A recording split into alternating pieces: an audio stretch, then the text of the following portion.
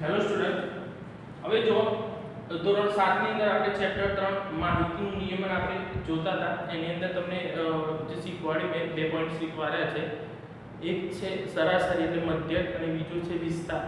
એ બંનેના સૂત્રો તો એની અંદરથી તો મધ્યકનું સૂત્ર છે, સરાસરીનું સૂત્ર છે આપેલી સંખ્યાનો સરવાળો ભાગ્યા કુલ સંખ્યા, અને વિસ્તારનું સૂત્ર છે મહત્તમ અવલોકન માઈનસ લઘુત્તમ અવલોકન. એટલે સૌથી નાનું અને સૌથી મોટું અને સૌથી નાનું. મહત્તમ એટલે સૌથી મોટું અને લઘુત્તમ એટલે સૌથી નાનું. હવે એની આધારે આપણે અહીંયા સ્વાધ્યાય 3.1 જોવાનું છે. એની અંદર પ્રશ્ન નંબર 1 આપ્યો છે, એ જોઈએ આપણે. તમારા વર્ગના કોઈપણ 10 વિદ્યાર્થીની ઊંચાઈનો વિસ્તાર શોધો. તમારા વર્ગની અંદર કોઈપણ 10 વિદ્યાર્થીની ઊંચાઈ આપણે લેવાની છે. હવે ઊંચાઈ લઈ અને પછી એનો વિસ્તાર શોધવાનો છે. તો 10 વિદ્યાર્થીની આપણે ઊંચાઈ લખી દઈએ અહીંયા. તો વિસ્તાર શોધવાનો છે. વિસ્તાર શોધો. તો કોઈ પણ 10 વિદ્યાર્થીની આપણે ઊંચાઈ જાતે લેવાની છે. કોઈ પણ 10 વિદ્યાર્થીની દાખલા તરીકે અહીંયા આપણે લખીએ છે 120 સેન્ટીમીટર, 105 સેન્ટીમીટર, 115 સેન્ટીમીટર, 130 સેમી, પછી 125 સેમી, 135 સેમી,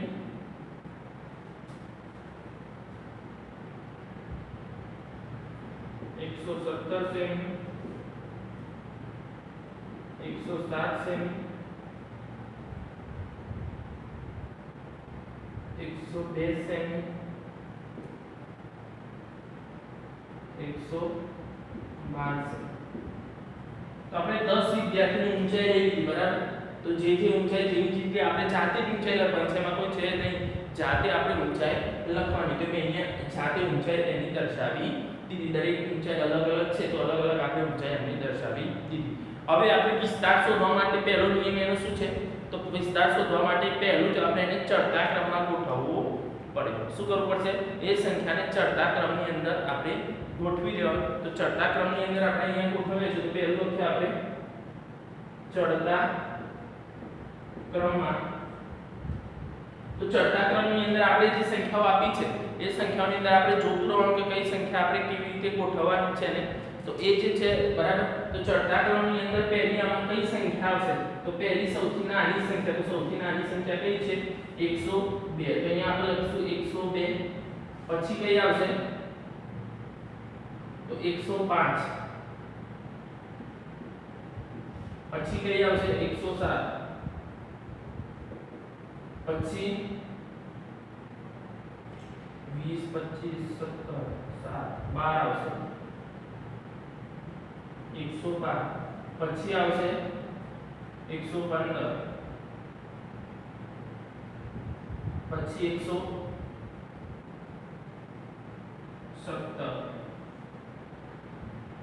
120,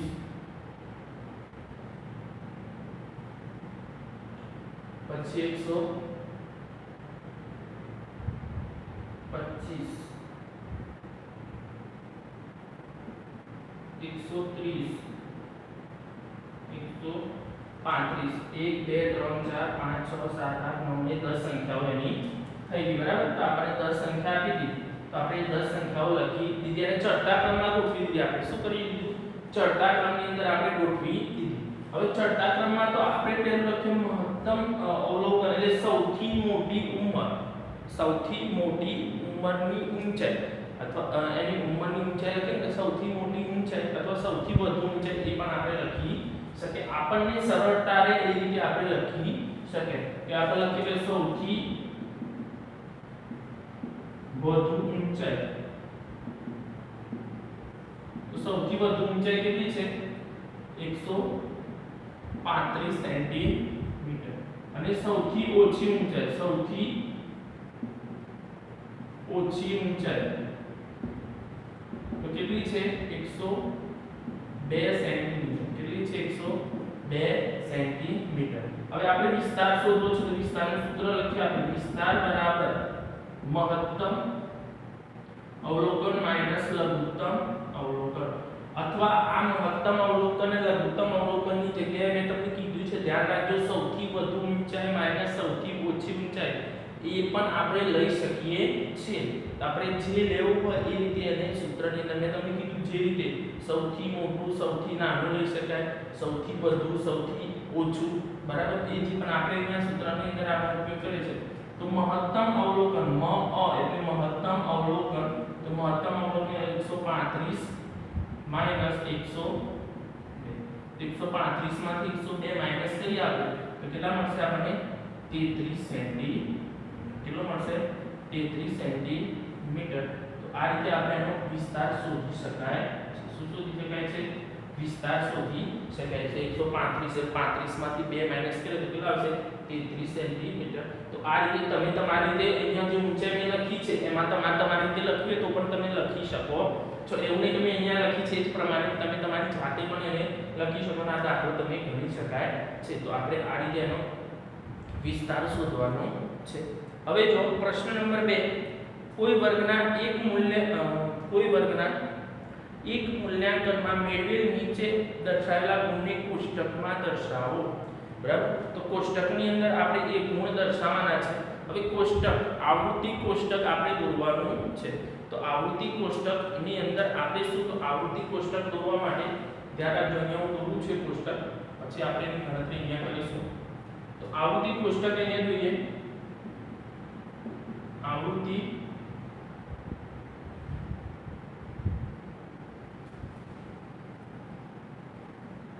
બરાબર. તો આવૃત્તિ કોષ્ટકથી આપણે દર્શાવીએ, કોષ્ટકથી દર્શાવીએ.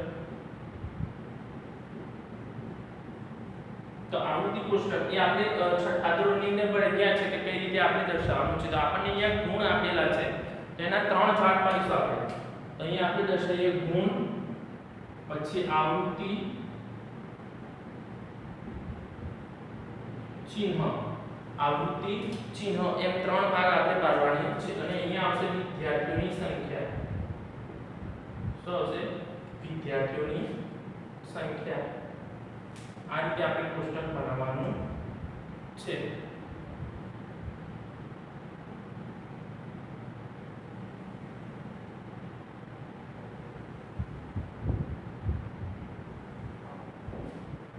બરાબર. હવે ગુણની અંદર જોવાનું આપણે ક્યાંથી આપણે તો સૌથી નાનો ગુણ તો 1 છે અને સૌથી મોટો જોઈએ આપણે તો 9 આપણને આપેલા છે. તો આપણે એ ગુણ લઈ લઈએ. તો 1 થી 9 સુધીની સંખ્યા આપણે લઈએ અહીંયા.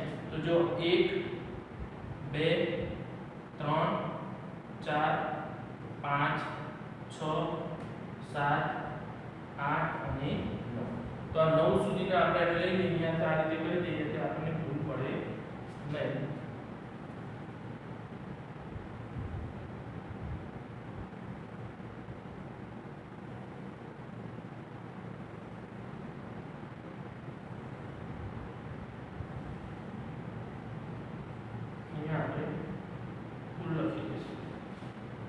બરાબર. હવે જો તો એની અંદર આપણે જે ગુણ આપે છે તો એક ગુણ વાળા વિદ્યાર્થીઓ આપણે એ ગણી લઈએ આપણે. તો એક ગુણ વાળો તો એક જ છે. તો અહીંયા આપણે ચિહ્નની અંદર એક લાઈન કરીએ. અહીંયા આપણે 1 લખીએ. પછી 2 ગુણ વાળા. તો 2 ગુણ વાળા આપણે જોઈએ તો કેટલા છે આની અંદર? તો 1 અને 2. તો 2 ગુણ વાળા આપણે એને લખી દઈએ. તો અહીંયા 2 લાઈન કરીએ 1 અને 2. અહીંયા 2 ગુણ. પછી 3 ગુણ આપણે લખીએ. તો 3 ગુણ વાળા કેટલી સંખ્યા છે? તો 3 એ આપણને એક જ વખત આપે છે. તો અહીંયા એક લાઈન કરીએ અને અહીંયા આપણે લખી દઈએ 1. પછી 4 ગુણ. તો 4 ગુણની અંદર આપણે જોઈએ તો આપણને જો 1 2 અને 3. તો 3 આપેલા છે. તો અહીંયા લખીએ 1 2 અને 3. તો આ 3. આ કોષ્ટકની અંદર તમને ખબર છે ને કે 4 લાઈન થાય કે 5મું એને ક્રોસ દર્શાવવાનું આવે છે. તો એ તમે છઠ્ઠા ધોરણની અંદર શીખી ગયા છો આપણે. તો એને એ રીતે આપણે દર્શાવી શકાય છે. પછી જો 5 ગુણ. તો 5 ગુણની અંદર જો 1 2 3 4 અને 5. તો 5 ગુણની અંદર 5 છે. તો અહીંયા લખીએ 1 2 3 4 પછી 5. આ રીતે આપણે 5 વડે દર્શાવી શકાય. પછી 6 નંબર આવે તો પાછી 6 7 8 9 અને પાછી ક્રોસ લાઈન એટલે કે 10 થઈ ગયા.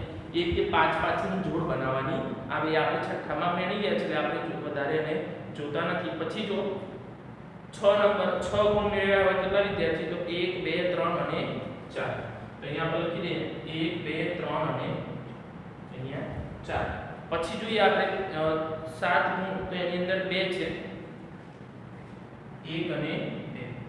પછી 8 ગુણ, તો 8 ગુણની અંદર 1 જ છે અને 9 ગુણની અંદર પણ 1 જ છે. 8 માં 1 9 માં 1, અહીંયા આપણે લખી દીધે 1 અને 1. તો જો 1 2 3 અને 4, 4 અને 3 7, 7 ને 5 12 ને 16 17 18 19 અને 20. તો ટોટલ 20 વિદ્યાર્થીઓ એની અંદર છે. ગણી લેવાની એક વખત સંખ્યાઓ કેટલી 20 છે કે નહીં. 1 2 3 4 5 6 7 8 9 10 11 12 13 14 15 16 17 18 19 અને 20. તો આ સંખ્યાઓ આપણે આ કોષ્ટકથી આપણે એને દર્શાવી દીધી. તો આપણને ખબર પડી કે કેવી રીતે આપણને આપેલી છે. હવે એની અંદર જો તો પ્રશ્ન આપણને 4 ટોટલ પ્રશ્નો આપ્યા છે. અને નંબર 1 બરાબર, એનો આપણે જવાબ લખવા જઈ રહ્યા છે. સૌથી વધારે ગુણ કેટલા છે? તો સૌથી વધારે ગુણ આની અંદર મેળવેલા હોય તો કેટલા છે? 9 છે. તો અહીંયા લખવાનું આપણે સૌથી વધારે ગુણ કેટલા છે? 9. તો આપણે 9 લખી દીધા. વધારે ગુણ બરાબર 9. પછી બીજો પ્રશ્ન છે સૌથી ઓછા ગુણ કેટલા છે? તો સૌથી ઓછા ગુણ, તો અહીંયા આપણે સૌથી ઓછા ગુણ બરાબર કેટલા છે? 1. કેટલો છે? 1 ગુણ છે. પછી ત્રીજો પ્રશ્ન છે માહિતીનો વિસ્તાર 100 છે. માહિતીનો વિસ્તાર આપણે શોધવો છે. તો માહિતીનો વિસ્તાર કેટલો થશે એ આપણે એને શોધવાની છે. કે સંખ્યા આપણને આપી છે એ સંખ્યાની અંદર આપણે માહિતીનો વિસ્તાર લખવાનો રહેશે. માહિતીનો વિસ્તારની અંદર જો આપણે જે સંખ્યા આપણને આપી છે પ્રમાણે આપણે લખીએ તો એમાં આપણને વધારે ખબર પડી જશે કે એ કેવી રીતે આપણે લેવાનું છે. કે સંખ્યાની અંદર આપણને ખબર પડી જાય કે વિસ્તાર. તો માહિતીનો વિસ્તાર પ્રશ્ન નંબર 3. તો આપણે અહીંયા વિસ્તાર બરાબર મહત્તમ અવલોકન માઈનસ લઘુત્તમ અવલોકન. તો મહત્તમ અવલોકન સૌથી વધારે ગુણ આપણે ખબર પડી 9 માઈનસ સૌથી ઓછા ગુણ 1 બરાબર કેટલો થશે? 8. તો માહિતીનો વિસ્તાર કેટલો આવે છે? 8 બરાબર. હવે જો આપણે ત્રીજા પ્રશ્નનો જવાબ મળ્યો માહિતીનો વિસ્તાર આપણને 8 મળે છે. હવે આપણે શું કીધું છે? અંકગણિતીય સરાસરી શોધો. શું શોધવાનું છે? તો અંકગણિતીય સરાસરી શોધવાની છે. તો અંકગણિતીય સરાસરી એની કેટલી થશે એ આપણે શોધવી છે. તો આપણને સરાસરીનું સૂત્ર આપેલા ગુણનો સરવાળો ભાગ્યા કુલ ગુણ બરાબર.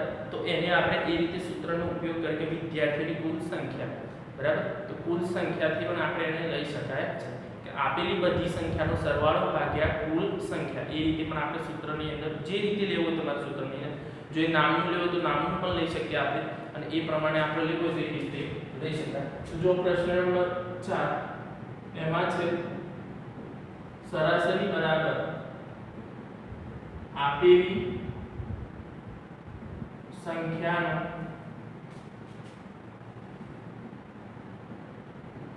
સરવાળો ભાગ્યા કુલ સંખ્યા. હવે આપેલી સંખ્યાનો સરવાળો તો આપણને જે સંખ્યા અહીંયા આપી છે એ સંખ્યાનો આપણે સરવાળો કરવાનો છે. તો આપણને જે કેટલી સંખ્યા આપી છે એ સંખ્યા આપણે લેવાની છે અને પછી એ સંખ્યાનો સરવાળો કરવાનો છે. તો જે સંખ્યા અહીંયા તો જો આપણને ઘણી બધી ટોટલ 20 સંખ્યાઓ આપી છે. કેટલી છે? 20 સંખ્યાઓ આપી છે.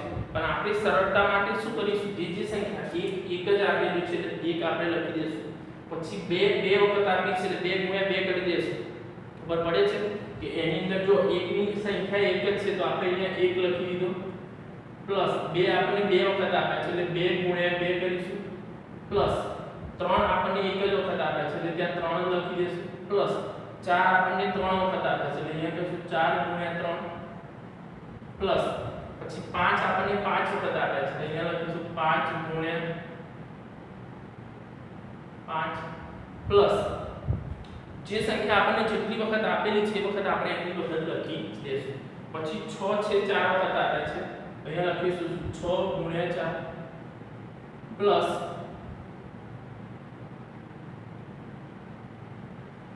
પછી 7 બે વખત આપ્યા છે તો અહીંયા લખી 7 ગુણ્યા 2 પ્લસ 8 એક જ વખત છે, 9 એક જ વખત છે, એટલે અહીંયા આપણે લખી દઈશું 8 + 9. એ તો આપણે એની અંદર આપેલી સંખ્યા જે છે એ પ્રમાણે એને લખી દઈએ અને છેદમાં આપણે લખી દઈએ જે સંખ્યા આપણે આપી છે ટોટલ સંખ્યાઓ એની અંદર કેટલી થશે.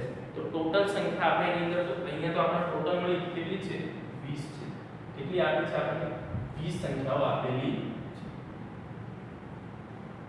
હવે જો તો આ બધાનો આપણે શું કરી દઈએ ગુણાકાર જે જેવું થતું હોય તો 1 પ્લસ 2 દુ 4 પ્લસ 3 પ્લસ 4 તરી 12 પ્લસ 5 5 25 પ્લસ 6 ચોક 24 પ્લસ 7 દુ 14 પ્લસ 8 પ્લસ 9 અને છેદમાં લખી દઈએ આપણે 20.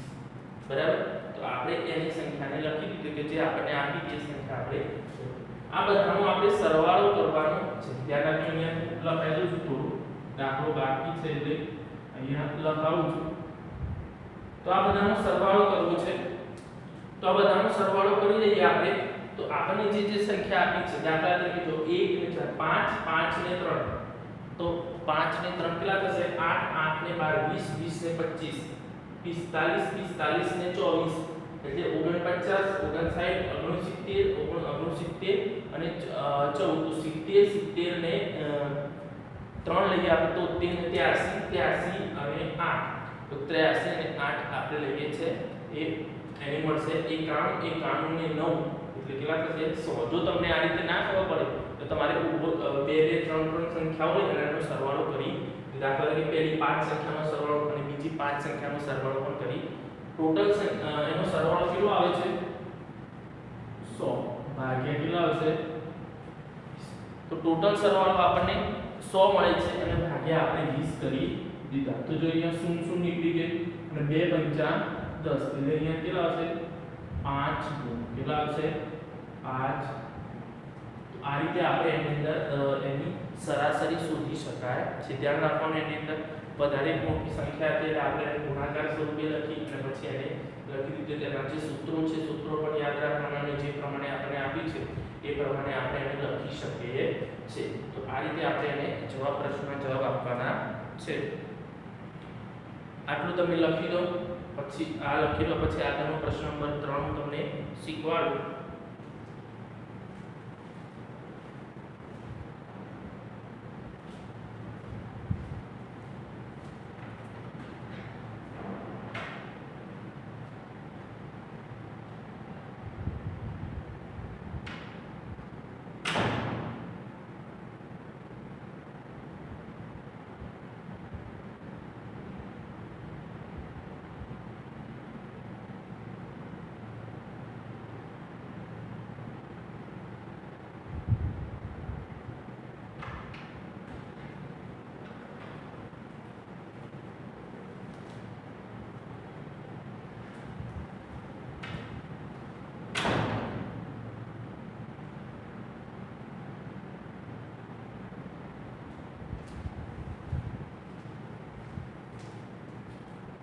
એની અંદર ધ્યાન રાખજો અહીંયા થોડું મેં વધારે ભીડમાં લખ્યું છે એટલે વ્યવસ્થિત રીતે જોજો તમે. અને પછી આપણને આપેલી છે અહીંયા આપેલી સંખ્યાનો સરવાળો ભાગ્યા કુલ સંખ્યા લખેલું છે. અહીંયા આપણે આ કોષ્ટકને આધારે ગુણાકાર કેમ કે જો અહીંયા તમે 2 ગુણ્યા 2 નથી કરતા 2 + 2 કરો તો પણ જવાબ તમને મળી જાય. પણ એ સંખ્યાઓ કેવી થશે 20 સંખ્યાઓ લખવી પડશે આપણે મોટી. જો 4 ગુણ્યા 3 કરી તો 4 ગુણ્યા 3 ની જગ્યાએ 4 + 4 + 4 3 વખત કરો તો પણ જવાબ એનો મળી જશે. પણ આપણે સરળતા માટે આપણે એને ગુણાકારની અંદર રૂપી જો 6 ગુણ્યા 4 છે તો 6 નો 4 વખત તો 6 + 6 + 6 4 વખત કરીએ તો પણ આપણને એનો જવાબ તો મળી જશે.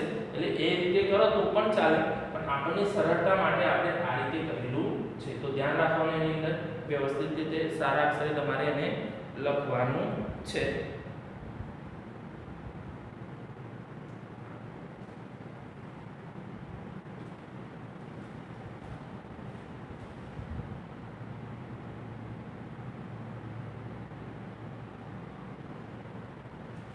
હવે જો આપણે આગળ જોઈએ છે દાખલા નંબર 4 લખાઈ ગયો છે દરેક વિદ્યાર્થીને ધ્યાન રાખજો આવા દાખલા તમારે પ્રેક્ટિસ કરવા માટે સ્વાધ્યાય પોથીનો ઉપયોગ કરવાનો છે. સ્વાધ્યાય પોથીની અંદર દાખલા આપેલા છે તો એની અંદર આપણે આ રીતના દાખલા પ્રેક્ટિસ કરીશું.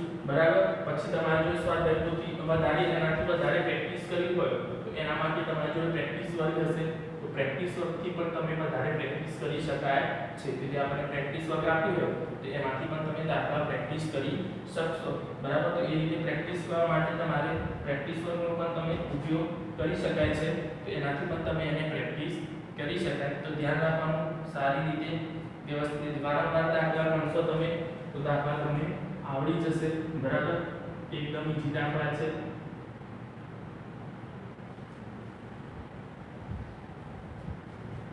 હવે જો પ્રશ્ન નંબર 3 જે દાખલા નંબર 3 આપણને આપ્યો છે તો દાખલા નંબર 3 ની અંદર આપણે જોઈએ તો પ્રથમ 5 પૂર્ણ સંખ્યાની સરાસરી. પ્રથમ 5 પૂર્ણ સંખ્યાઓ તો પ્રથમ 5 પૂર્ણ સંખ્યા અહીંયા પહેલા પ્રથમ 5 પૂર્ણ સંખ્યા લખીએ. પ્રથમ 5 પૂર્ણ સંખ્યાઓ. તો પૂર્ણ સંખ્યાઓમાં કઈ આવશે 0 1 2 3 અને 4. 1 2 3 4 અને ધ્યાન રાખજો પ્રથમ 5 એટલે 1 થી ચાલુ નીકળે પૂર્ણ સંખ્યા. પૂર્ણ સંખ્યાની શરૂઆત ક્યાંથી થાય? 0 થી થાય. ક્યાંથી થાય? 0 થી થાય. તો એ ધ્યાન રાખવાનું આપણે કે એની અંદર 0 થી સ્ટાર્ટ કરવાનું એટલે ચાર જ સંખ્યાઓ આપણે 4 સુધી જ લેવાની રહેશે. બરાબર. તો આ રીતે આપણે એને લખી દીધી. આપણે એને શું કરવાની છે? સરાસરી શોધવાની છે. તો સરાસરી શોધવાની અંદર આપણે શું કરીશું તેનું સૂત્ર લખીએ. અહીંયા લખીએ સરાસરી. સરાસરીને આપણે મધ્યક પણ કહેવાય. ધ્યાન રાખજો. પછી બરાબર અહીંયા લખીએ સંખ્યાનો સરવાળો ભાગ્યા કુલ સંખ્યા. તો સંખ્યાનો સરવાળો ભાગ્યા આપણે કુલ સંખ્યા. તો સંખ્યાનો સરવાળો કે 0 + 1 + 2 + 3 + 4 છેદમાં ટોટલ સંખ્યા કેટલી છે? 5 છે. કેટલી છે? 5 સંખ્યાઓ આપણને આપેલી છે. હવે જો તો એની અંદર આપણે જે સંખ્યાઓ બધાનો સરવાળો આપણે કરી દઈએ તો 4 ને 3 7 ને 2 9 ને 10 તો ટોટલ કેટલી થશે? 10 છેદમાં 5. તો એમાં આપણે છેદું દે 5 દુ 10 બરાબર કેટલા આવશે? કેટલા થશે? 2 એનો સરવાળો આપણને મળે છે. તો એની સરાસરી કેટલી મળશે? 2 મળશે. તેથી પ્રથમ 5 પૂર્ણ સંખ્યાની સરાસરી આપણને કેટલી મળે છે? 2 મળે છે. કે એની અંદર આપણે જોઈએ તો એની અંદરથી આપણને વધારે ખબર પડશે કે કેવી રીતે આપણે એને લઈ શકાય છે. તો આ રીતે આપણે એની સરાસરી શોધી શકીએ. જે સંખ્યા આપણને આપી છે એ સંખ્યાની સરાસરી શોધવા માટે આપણે સૂત્રનો સંખ્યાનો સરવાળો અથવા સંખ્યાનો કુલ સરવાળો એમ લખો તો પણ ચાલે. તો સંખ્યાનો સરવાળો ભાગ્યા કુલ સંખ્યા. તો એ રીતે પણ આપણે એને લખી શકાય છે. તો આ રીતે તમારે એને લખવાનું છે. હવે જે પ્રશ્ન નંબર 4 છે એ પ્રશ્ન નંબર 4 આપણે નેક્સ્ટ લેક્ચરની અંદર જોઈશું. સાહેબ